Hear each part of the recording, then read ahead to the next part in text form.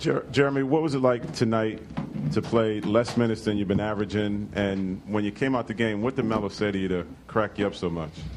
We were just having fun and kind of talking about how we're both excited for when he comes back, and how, just talking about the game. And obviously, it was good to get some rest, and I think we all need it at this point. And so, we're thankful that we were able to play less minutes tonight. Jerry, you mentioned your team's throwing different coverages at you, over the past week and a half, just in terms of reading the coverages and just adjusting. What have you learned? I think I've learned a lot. Every coverage is going to be a little different. Obviously, it's something I need to work on because my turnovers are sky high right now. So just got to keep looking at that film, keep picking and choosing my spots, and build the chemistry with the other guys, especially Amari, as we're transitioning with him coming back. Jeremy, I have 3 questions. Sorry, guys. Everybody knows you're on fire now, but so far, what's your biggest challenge now? And the second one is definitely a huge change around you, but do you feel like you have changed as a person? The third one is before Laker game, the Matt War piece just talk about you, and he said now you're a superstar now. You're in New York, and you should change your fashion style. Mm-hmm. You should do a haircut and wear a leather pants and choose a nice shoes. So, what's your opinion about that? Well, I'm looking at a new barber, trying to hire a fashion person, and taking his advice. I guess I need some sunglasses too. I think that's what he said.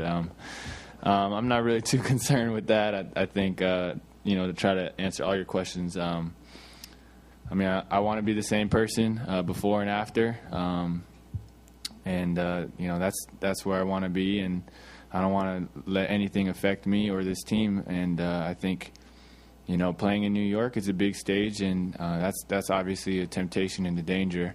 But our team, we need to make sure we're sticking together. We put our egos aside, and when we put our egos aside and when we really buy into Coach D'Antoni's system, we're going to win games. And I don't remember the other question. The biggest challenge? The biggest challenge.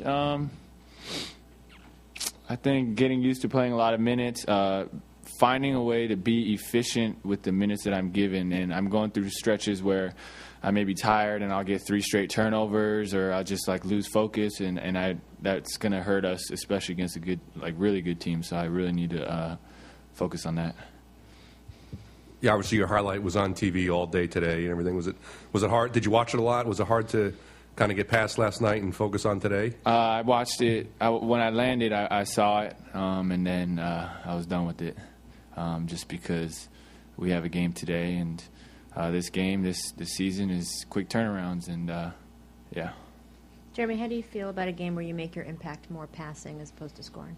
That's actually, as a point guard, my field goal attempts have been really high, and I don't think that's necessarily good. I think it's more of my job to distribute, get people in rhythm, and hopefully, especially when Melo comes back, another lethal scorer, my shots will go down and my assists will go up.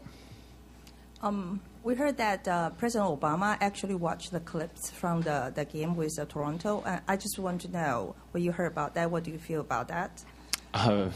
Very, very honored, very humbled. Wow, the president. There's nothing better than that. Don't you feel as a point guard, Carmelo's just going to make your job easier when it comes back? Yeah, he's a lethal scorer, and coming off a pick and roll, he can come off pick and rolls too, and then that gives me a break, and I can come off and I can find him, and it's just when we're probably going to be playing on opposite sides, so when I have myself on the one side of the floor and him on the other, we can swing, and all of a sudden the defense is in rotation and we're coming into pick and rolls, and so it's going to be we should be more dangerous offensively. Jeremy, we heard about, after the NBA season is over, you're going back to Taiwan to host a summer camp and will teach basketball in person. Is that true? And can you tell us why? It's true. I did that last summer as well, and I have a strong passion for the game, and I have a strong passion for Taiwan, and I would love to do that and be a part. I mean, the kids were awesome, and I mean, just me thinking about last summer, just it was one of the highlights of my summer. So definitely something I'm going to do again. Hi, Jeremy. I'm actually going to ask this question from student's perspective because I'm a student from Columbia, and with the 7th straight home win, and your success is really like big for the Ivy League students. So like people were saying like used to say like Ivy League people couldn't do sports, like they can't make it to professionals. So can you comment on that? Because people started to change, saying like, oh, maybe we can do it this way.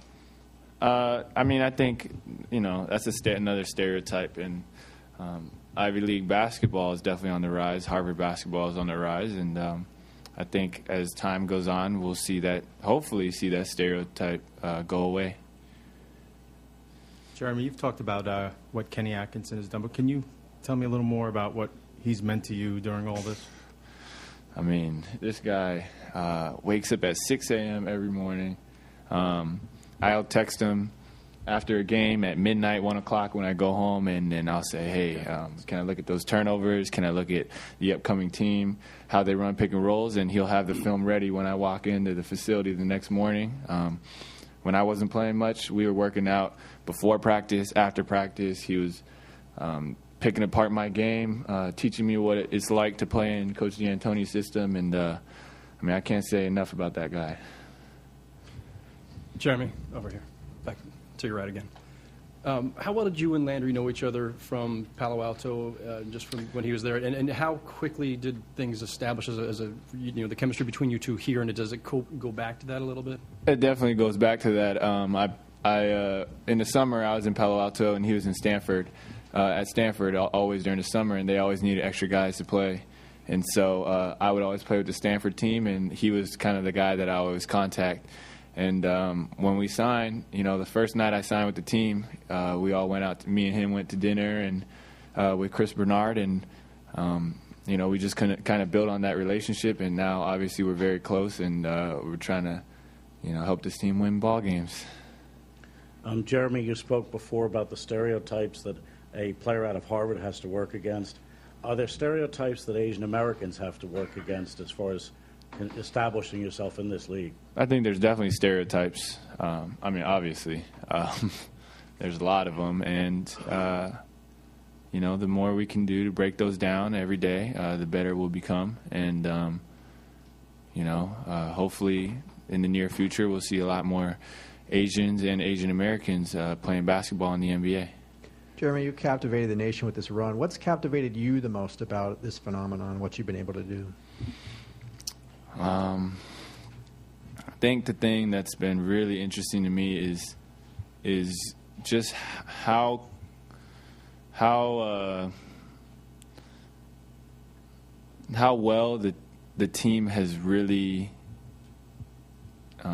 put everything aside.